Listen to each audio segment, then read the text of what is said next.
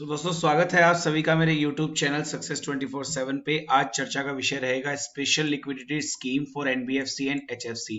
जैसे कि आप दोस्तों जानते हैं कि 1 जून को आरबीआई ने, रिजर्व बैंक ऑफ इंडिया ने, जो भारत का सेंट्रल बैंक है, उन्होंने भारत की सभी एनबीएफसीज के लिए यानी नॉन बैंकिंग फाइनेंशियल कंपनी के लिए और जो एचएफसी है, हाउसिंग फाइनेंस कंपनियां हैं, उन सभी के लिए एक स्पेशल लोन की स्कीम जो है वो लॉन्च की है, ताकि एनबीएफसी और एचएफसी के ऊपर अभी जो लिक्विडिटी स्ट्रेस चल रहा है, या आप इसको आसान भाषा में कह सकते हैं कि जो पैसों की कमी चल रही है इनके ऊपर, उसको कम किया जा सके। दोस्तों शुरू करने से पहले मैं आपको बता दूं, आप मुझे different social media handle like Twitter, Facebook और इंस्टाग्राम पे फॉलो कर सकते हैं।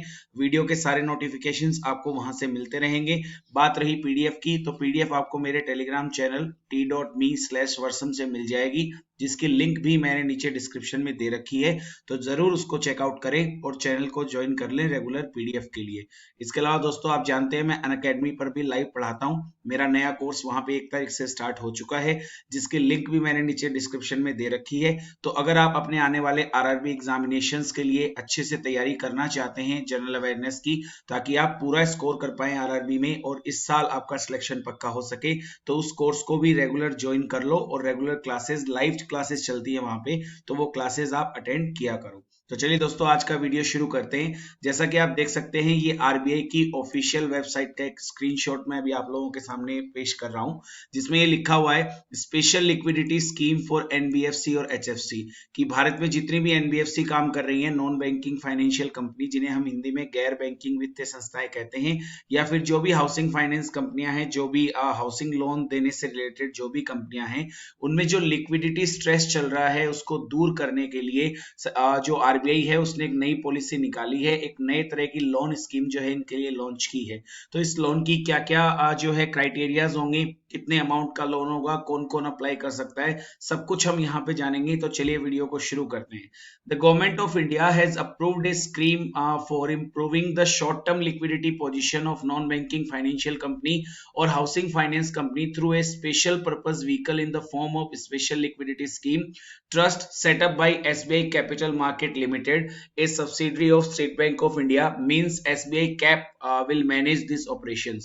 तो देखिए दोस्तों यहाँ क्या लिखा हुआ है कि रिजर्व बैंक ऑफ इंडिया ने गवर्नमेंट ऑफ इंडिया के अप्रूवल के बाद एक नई स्कीम शुरू की है, जिसमें एनबीएफसीज को और एचएफसीज को जो है शॉर्ट टर्म के लिए लोन प्रोवाइड करवाया जाएगा, ताकि जो लिक्विडिटी मिसमैच की प्रॉब्लम चल रही है एनबीएफसीज के साथ, जो पैसों की कमी चल रही है, उसको पूरा किया जा सकेगा। और इस स्कीम के मैनेजमेंट के लिए एसबीआई बैंक जो है, स्टेट बैंक ऑफ इंडिया, इसकी एक सहायक संस्था है दोस्तों, जिसका नाम है एसबीआई कैपिटल मार्केट लिमिटेड। इसको चुना गया है इस काम के लिए। इसके द्वारा ये पूरा प्रोग्राम जो है वो मैनेज किया जाएगा, इस चीज का ध्यान रखें। स्टेट बैंक ऑफ इंडिया के बारे में आप जानते हैं, मुंबई महाराष्ट्र में इसका हेडक्वार्टर है। रजनीश कुमार इसके चेयरमैन हैं, जो इसके साथ साथ आईबीए यानी इंडियन बैंक एसोसिएशन के चेयरमैन भी हैं। तो ये स्टैटिक जीके के लिए आप साथ साथ चीजें ध्यान रखा करो।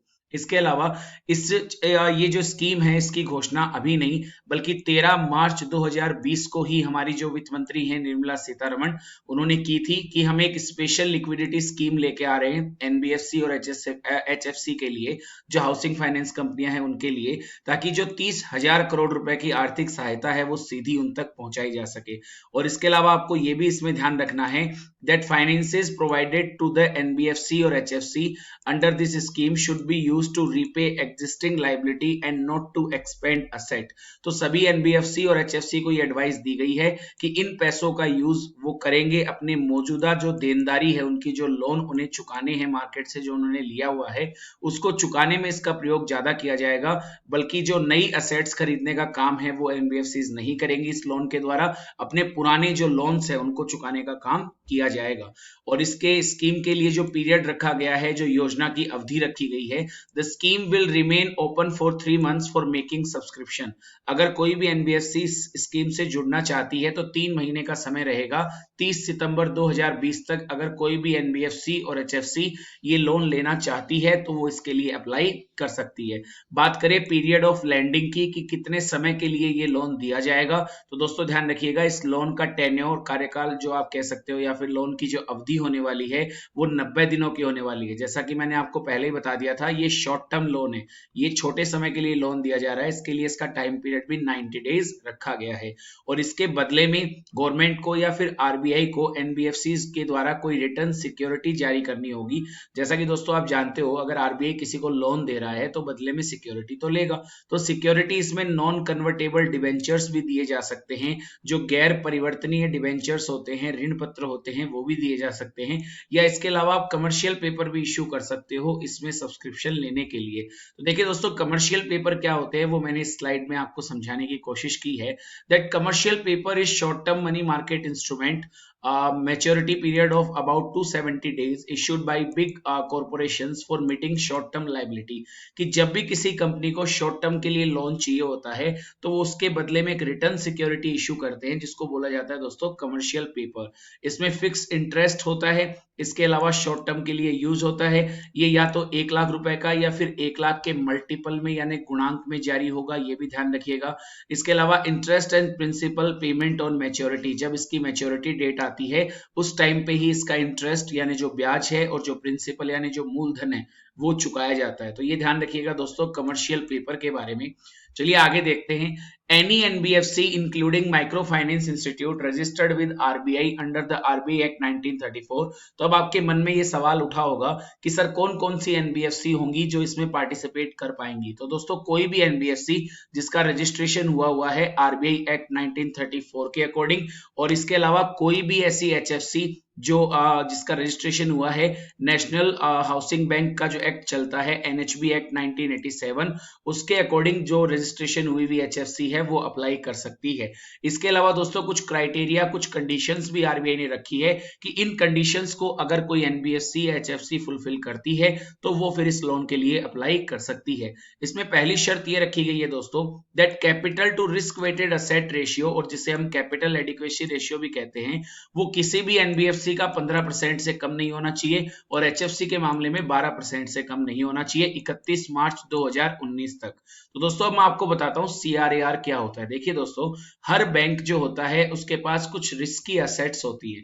रिस्की एसेट्स का मतलब देखिए दोस्तों क्या है, सबसे बड़ा तो लोन का अमाउंट है।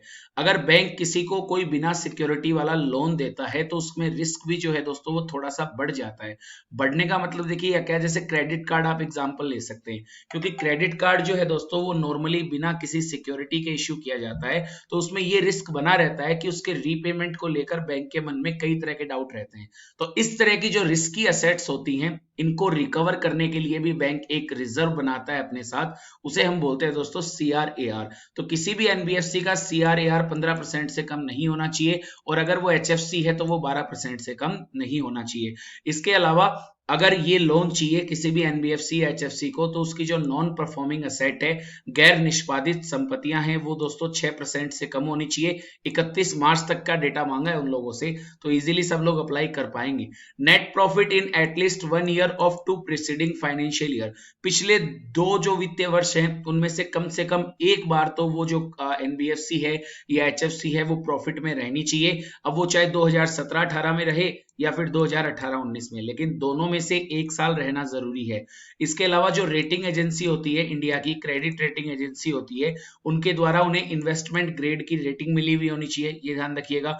इसके अलावा उन एनबीएफसी और एचएफसी का जो अकाउंट है उसकी रिपोर्ट जो है वो SMA 1 या SMA 2 कैटेगरी में नहीं होनी चाहिए। दोस्तों मैंने आपको ये बताया हुआ है कि SMA क्या होता है। SMA मतलब होता है स्पेशल मेंशन अकाउंट, जहां जैसा कि यहाँ लिखा हुआ है, अगर किसी अकाउंट में 30 डेज तक प्रिंसिपल प्लस इंटरेस्ट का पेमेंट नहीं हुआ तो वो SMA 1 में, फिर अगर 31 से 60 दिनों तक नहीं हुआ तो फिर SMA 2 में, फिर 61 से 90 दिनों तक भी नहीं हुआ तो SMA 3 में। इस तरीके से अलग अलग कैटेगरी में वो जुड़ता जाता है। तो दोस्तों इसमें ये ध्यान रखिएगा कि ये उन्हीं एनबीएफसी और एचएफसी को मिल पाएगा जिनका नाम स्पेशल मेंशन अकाउंट में नहीं है।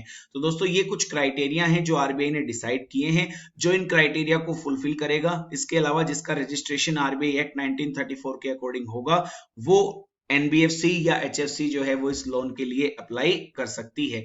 ये स्कीम कैसे काम करेगी दोस्तों? RBI will provide fund for the scheme by subscribing to government guaranteed special security issued by the trust.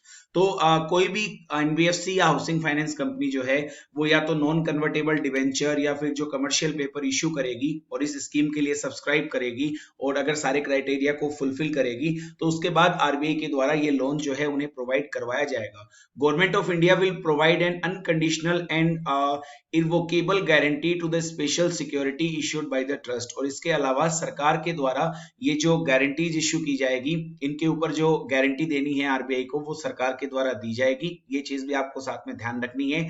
और दोस्तों इस पूरी न्यूज में जो आरबीआई बार बार नाम इसका आ रहा है, तो आरबीआई के स्टैटिक जीके के बारे में आपको क्या क्या ध्यान रखना है कि आरबीआई का जो हेडक्वार्टर है दोस्तों, मुख्यालय है वो मुंबई महाराष्ट्र में स्थित है। 1 अप्रैल 1935 को इसकी स्थापना हुई थी। शक्तिकांत दास वर्तमान में गवर्नर है। जैसा कि आप जानते हैं 4 डेप्यूटी गवर्नर होते हैं, एक है बीपी कनुंगा, एक है एम के जैन यानी महेश कुमार जैन और एक है माइकल डी पात्रा। ठीक है, इसके अलावा एक एनएस विश्वनाथन थे, उनके रिटायरमेंट के बाद अभी तक तो कोई नया पोस्ट पे आया नहीं है, तो अभी तक तो ये पोस्ट वैकेंट है। तो दोस्तों ये पूरी न्यूज थी इसके बारे में कि आरबीआई ने एनबीएफसीज को और एचएफसी को थोड़ा लिक्विडिटी स्ट्रेस उनका कम करने के लिए एक 90 डेज की एक शॉर्ट टर्म लोन स्कीम जो है आरबीआई ने उनके लिए लॉन्च की है। तो दोस्तों इसी तरह के नए नए फाइनेंशियल टॉपिक्स पे वीडियोस अगर आपको देखने हैं तो चैनल को सब्सक्राइब करें और वीडियो को जरूर लाइक दें अगर आपको ये अच्छा लगा है। और अगर आप इसको अपने दोस्तों के साथ भी शेयर करते हैं तो ज्यादा से ज्यादा लोग इस वीडियो का बेनिफिट उठा सकते हैं। So guys thank you so much video पूरा सुनने के लिए। बहुत जल्द आपके लिए एक नया वीडियो जो है मैं वो लेके आने वाला हूं। So thank you so much, see you in the next video.